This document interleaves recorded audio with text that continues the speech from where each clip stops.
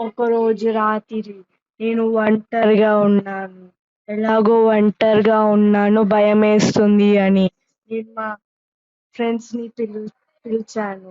అలా 5 నిమిషాలకి మా స్నేహితులు వచ్చారు. అలా మేము కొంచెం రాత్రి పూట కదా అని గోస్ట్ గేమ్స్ ఆడదామని నేను వాళ్ళతోని చెప్పాను. అలా మేము చాలీ చాలీ గేమ్‌తోని ట్రై చేశాము. కానీ చాలీ చాలీ గేమ్ సగంలో సగంలో డోర్ ఎవరో కొట్టినట్టుగా అనిపించింది. అలా మేము డోర్ వెళ్లి తీస్తే మా ఫ్రెండ్ లాగా ఒకామె ఉన్ ఉంది.